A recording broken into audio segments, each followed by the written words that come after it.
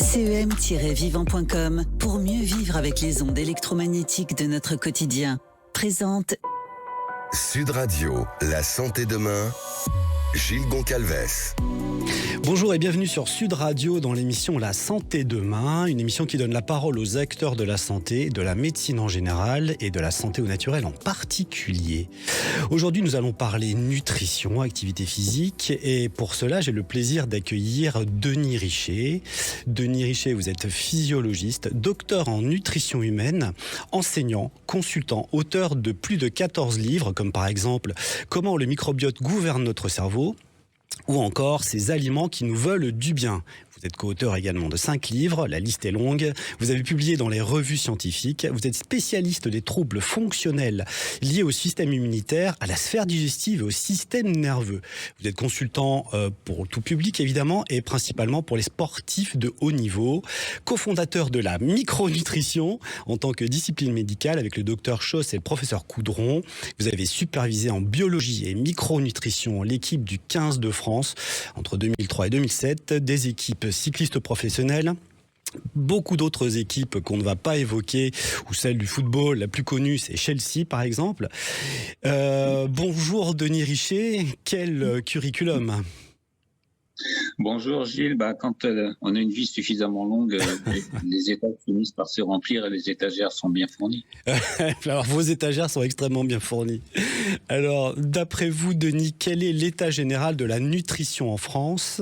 Qu'est-ce que manger correctement d'après vous ? Alors déjà, la notion de nutrition, on doit la définir. C'est-à-dire que c'est pas l'alimentation, c'est pas la diététique.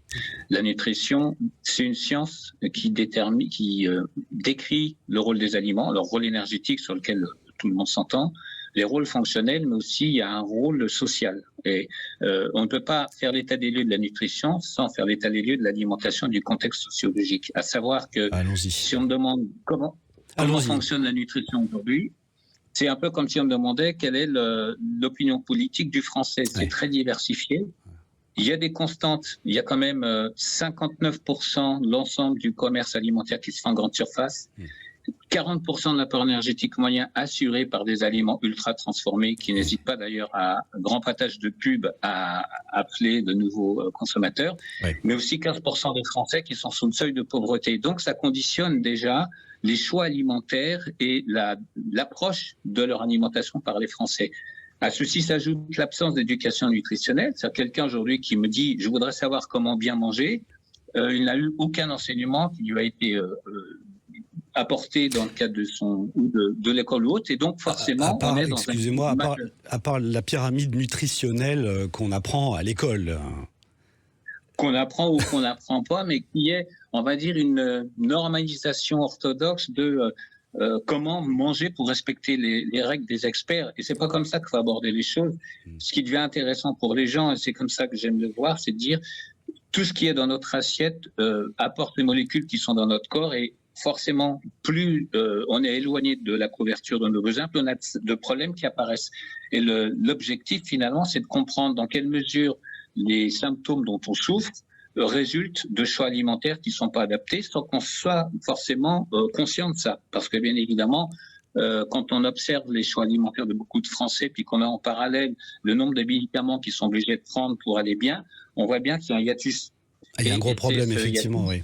Il y a un décalage. Et en fait, voilà. Et donc, ça amène à se poser la question de savoir qu'est-ce qu'il y a comme souci majeur dans notre alimentation. Il y a 3 grandes choses qui sont présentes. Il y a évidemment l'appauvrissement de toute la chaîne alimentaire, la disparition ou la réduction du commerce de proximité, ce qui fait que les gens ont perdu le lien avec ce qui est une transmission d'une alimentation.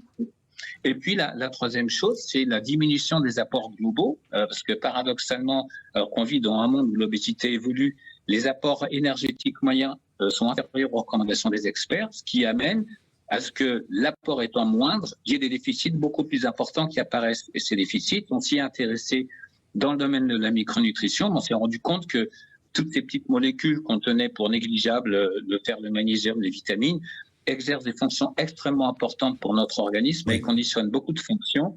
y compris en agissant sur nos gènes. Et c'est ce qui nous a amené à regarder l'alimentation de cette manière beaucoup plus systémique. D'accord, donc si je comprends bien, il y a des problèmes de santé qui proviennent de l'alimentation. Vous avez cité par exemple les produits transformés, pour faire très court. Les Français ont pourtant l'impression de manger correctement. Quand vous faites un micro-trottoir, vous demandez à droite à gauche comment vous mangez. Tout le monde dit équilibré. Mais qu'est-ce que ça veut dire équilibré? Et on entend souvent parler de macronutrition, de micronutrition. Est-ce que vous pouvez nous expliquer cela, Denis, s'il vous plaît? Oui, c'est une différence qui s'est faite de manière un petit peu pédagogique ou arbitraire il y a une quarantaine d'années en arrière. Les macronutriments, donc ce sont les glucides, les lipides, les protéines, ont comme fonction majeure d'apporter de l'énergie à notre organisme, sachant qu'ils ne sont pas interchangeables et qu'ils sont présents en quantité variable dans tous nos aliments. Et il y a eu beaucoup de spéculations pour savoir lesquels d'entre eux amenés en quantité excessive pouvaient contribuer au problème de poids, et on n'a jamais eu la réponse.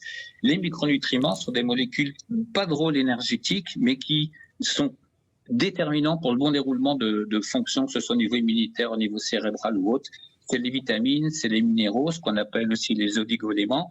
Et puis depuis une quinzaine d'années, on s'intéresse aussi aux nutriments qui nourrissent nos bactéries, et également à ce que j'ai appelé les épinutriments, c'est-à-dire des molécules dont on sait aujourd'hui qu'elles sont bénéfiques pour nous parce qu'elles dialoguent avec nos gènes. Et ça, c'est un nouvel étage de la fusée nutritionnelle qui s'est vraiment mise en évidence depuis une dizaine d'années. On sait que le contenu de notre assiette détermine la façon dont nos gènes réagissent aux contraintes environnementales. Donc si j'ai bien compris, on a parlé de macronutriments, lipides, glucides, protides, ça veut dire en gros les sucres, les graisses et les protéines.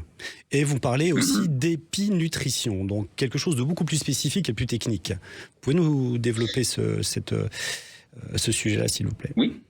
En fait, notre alimentation a pour objectif de nous maintenir en vie et en particulier face aux contraintes auxquelles on est soumis, que ce soit les infections, le stress, la pollution. Et face à ces agressions qui sont permanentes à des niveaux variables, on va chercher dans notre assiette des moyens de nous protéger. Et les nutriments qui nous protègent le plus efficacement sont ceux qui dialoguent avec nos gènes pour modifier des capacités à nous protéger, mieux faire face aux agressions immunitaires, mieux détoxiquer les produits dangereux, etc. Là, en tout sens, on parle d'épinutriments. Donc pour résumer, ça veut dire que ce qu'on mange a un impact sur notre santé et vient modifier notre génétique. C'est ce que vous êtes en train de dire? L'expression de nos gènes, absolument. En fait, quand on parle de génétique, on a l'impression qu'on est dans quelque chose de figé, oui, qui nous prédestine à des pathologies à notre naissance, alors que depuis une dizaine d'années, les scientifiques parlent beaucoup plus d'un phénomène qui paraît barbare quand on l'évoque, c'est l'épigénétique. Mais en fait, ça veut dire que nos gènes, ils sont le plus souvent paresseux et de temps en temps, ils s'expriment. Et quand ils s'expriment, ça va par exemple participer à la croissance, participer à des pathologies, participer à des processus bien particuliers. Et il y a des éléments issus de notre environnement, le stress, l'alimentation, les infections, les polluants, peuvent venir se mêler au dialogue et faire s'exprimer des gènes qui jusque-là n'étaient pas exprimés. En gros, on peut modifier la façon dont notre corps fonctionne, notamment sous l'influence de nos choix alimentaires, qui eux-mêmes sont à double tranchant, puisque nos aliments amènent des nutriments, mais ils peuvent aussi amener des polluants ou des toxiques. Et comme on est face à quelque chose de très complexe, ça crée des peurs alimentaires, ce qui fait qu'aujourd'hui, les gens mangent moins de viande parce qu'il y a des pesticides, ils mangent moins de poissons parce qu'il y a des métaux lourds, ils évitent les céréales parce qu'il y a du gluten, et de ce fait, ils finissent par mourir de faim en bonne santé. C'est aussi une des composantes de la nutrition actuelle, c'est qu'on mange de moins en moins de choses en espérant aller de mieux en mieux. Oui, effectivement. Donc, d'où l'importance du choix de l'alimentation pour l'expression de notre santé, l'expression de notre génétique. Merci Denis. Pour l'heure, nous retrouvons la chronique du docteur Jean-Christophe Charrier, expert en phytothérapie clinique. Bonjour Jean-Christophe. Bonjour Gilles, comment allez-vous? Ça va très bien, nous sommes en direct avec Denis Richet qui est physiologiste et spécialiste de la nutrition. Quelles seraient les plantes d'après vous qui améliorent la digestion? La plante maîtresse dont on a fait un grand apéritif, c'est la gentiane. La gentiane, effectivement. La gentiane jaune, Gentiana lutea en latin. Et puis on pourra compléter avec une autre plante qui est la fumeterre, qui est une plante très intéressante également. Vous avez le nom latin de la fumeterre? Ça fait toujours bien, ça fait son petit effet. Fumaria officinalis.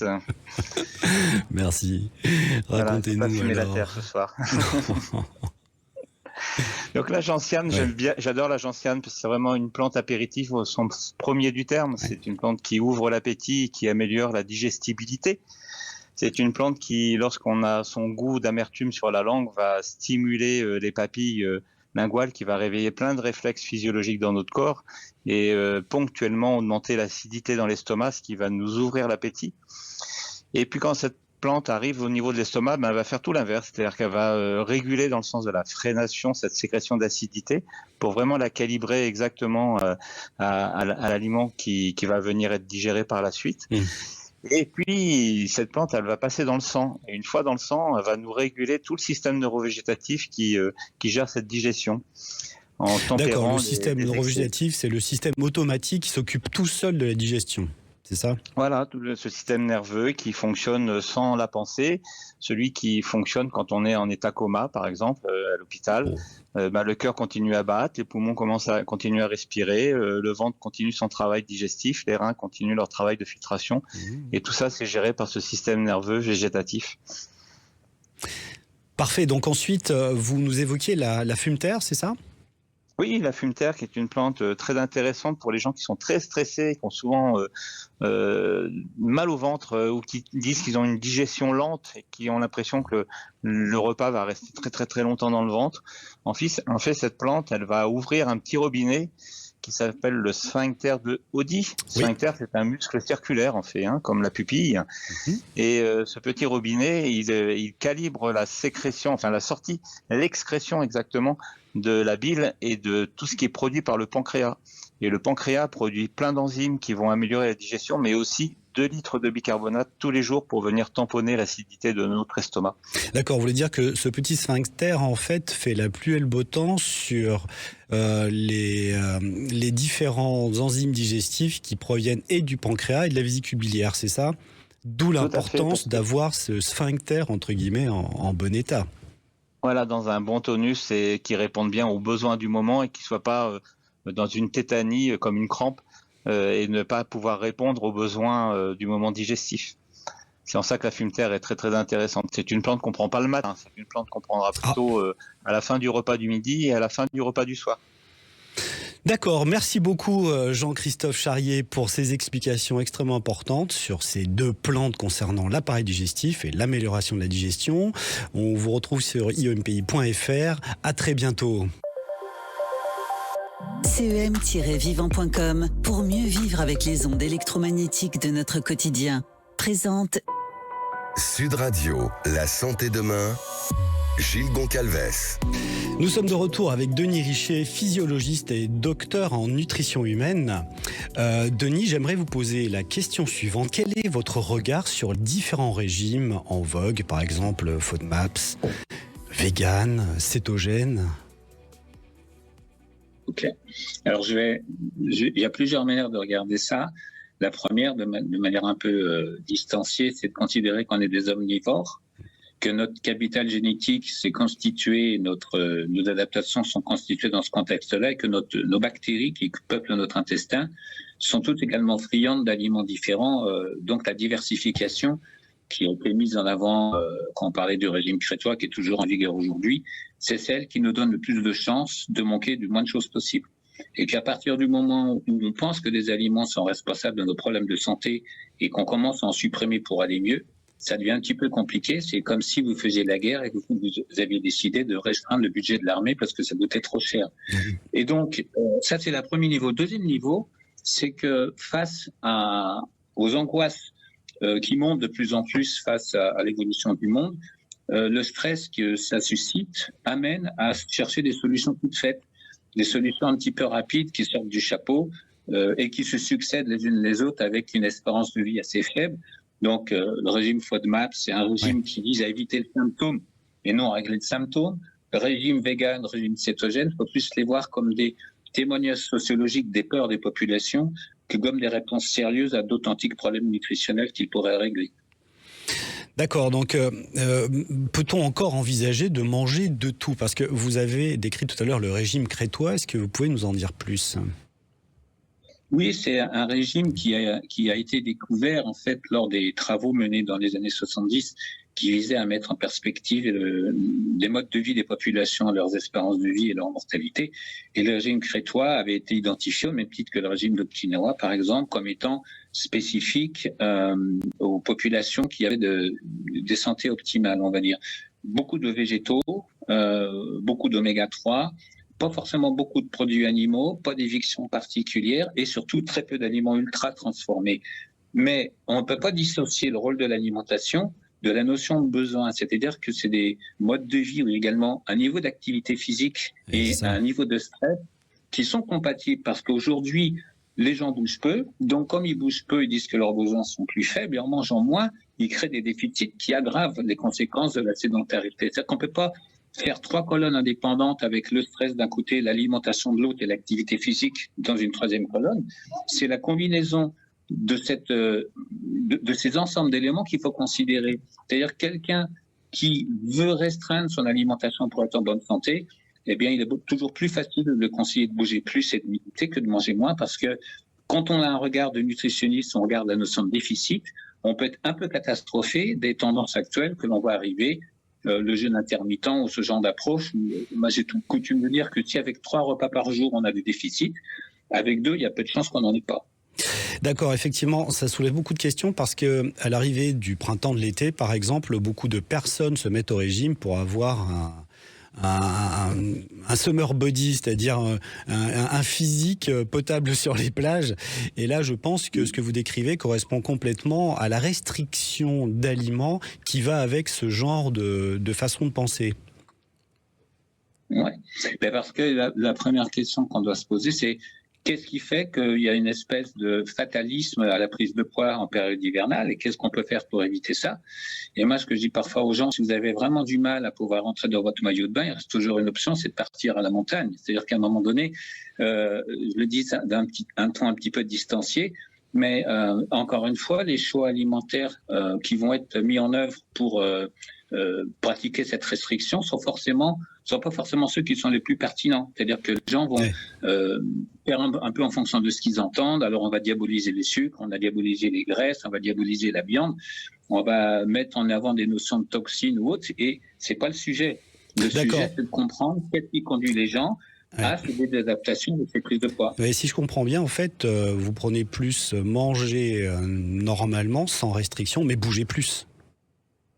Oui, et manger normalement, j'évoquais en introduction la problématique de la disparition des circuits courts, de la mainmise de l'industrie agroalimentaire. Et il suffit d'écouter même les publicités qui sont diffusées sur certaines radios pour comprendre l'impact que ça peut avoir.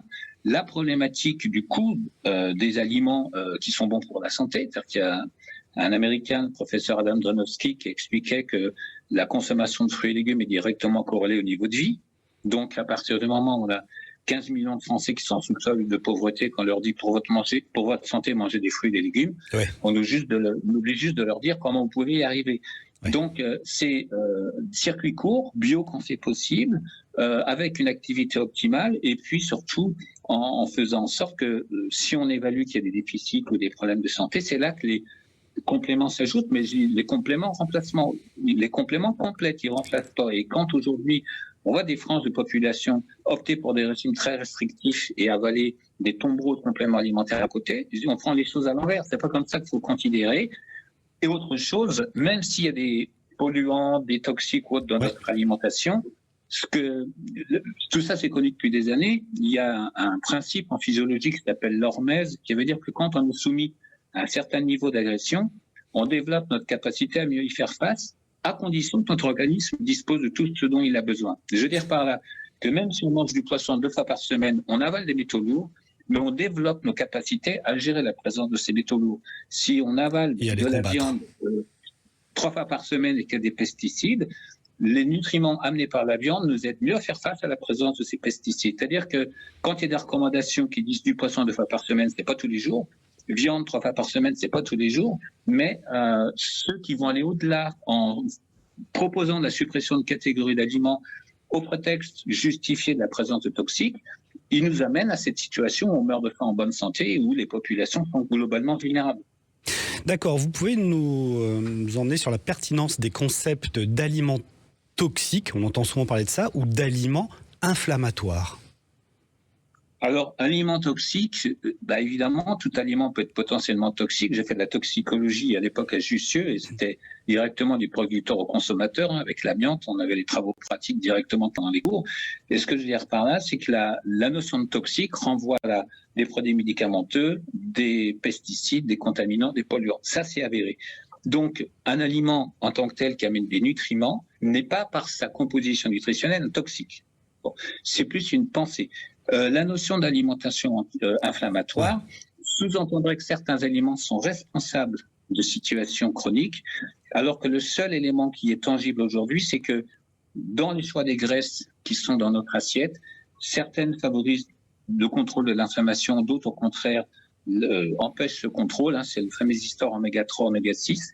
C'est le seul élément avéré qui amène à parler d'inflammation. En fait, derrière ces concepts-là, on a plutôt l'impression d'une rédemption d'un flagrant délit de délinquance alimentaire. Oui. Il y a un côté religieux dans ces pratiques alimentaires qui s'explique encore une fois par l'absence d'une véritable éducation nutritionnelle rassurante et donnée. Ouais, c'est ce qui a couru comme bruit, comme mode, de ne pas manger de viande parce que c'est inflammatoire ou c'est toxique en fait.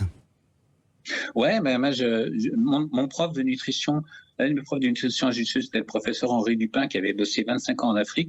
Je pense qu'il serait ravi d'entendre qu'on conseille aux gens de ne pas manger de viande. Il a quand même lutté contre la dénutrition pendant des années. C'est-à-dire qu'à un moment donné, il faut qu'on sorte de notre petit périmètre ethnocentré européen et aller regarder un peu ce que signifie la faim dans le monde pour se rendre compte qu'on est même tout simplement outrageusement, agressif à l'encontre des gens qui n'ont pas de quoi manger dans leur assiette. D'accord, ça veut dire que vous n'avez rien contre manger de la viande? Non, il ne s'agit pas d'en manger tous les jours. Alors, là aussi, les choses sont parfaitement définies. De quelle viande on parle? Est-ce qu'elle est bio? Est-ce que c'est de la viande d'élevage? C'est-à-dire que quand on parle de viande, on met dans le même registre l'éleveur en Lozère qui fait de la viande bio, qui appelle ses veaux par leur petit prénom, et l'élevage en batterie où les vaches ne voient pas le jour. C'est-à-dire qu'on met sous la même étiquette des produits qui sont radicalement différents et on porte un jugement d'ensemble à cause de ceux qui sont justement défaillants dans le respect de l'aliment. Très bien, ouais. Que pensez-vous des approches aujourd'hui qui proposent des bilans biologiques très lourds et des protocoles coûteux de complémentation? Pour moi, c'est de l'anti-science parce que, en fait, on va prendre un exemple tout simple. Imaginez que vous ayez un ado qui aille en cours et qui vous dise « Ah papa, j'ai un cours de biologie aujourd'hui. Ouais. » Vous n'avez pas lui demander « Est-ce que c'est toi qui as tendu ton bras pour qu'on te prenne du sang ?»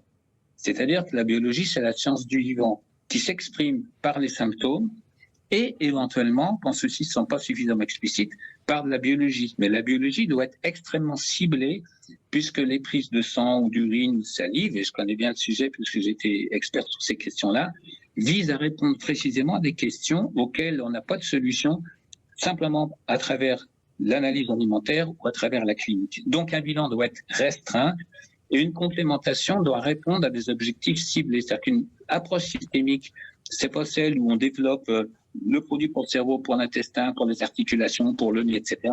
Mais c'est une construction pyramidale qui hiérarchise les problèmes. En biologie, si vous voulez, il y a 4 choses quand on fait un bilan. C'est la règle des 4 C. Il y a ce qui est une cause, il y a ce qui est une conséquence, il y a ce qui est une corrélation, il y a ce qui est une coïncidence. Et aujourd'hui, avec ces bilans tous azimuts, dès qu'il y a un chiffre qui sort de la norme, on met tout sur le même plan, alors qu'il peut s'agir d'une coïncidence ou de quelque chose de tout à fait annexe.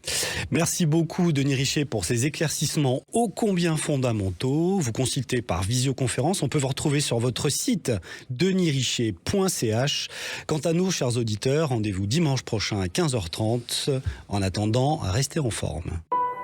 Sud Radio, la santé demain, Gilles Goncalves. Vous a été présenté par CEM-vivant.com pour mieux vivre avec les ondes électromagnétiques de notre quotidien.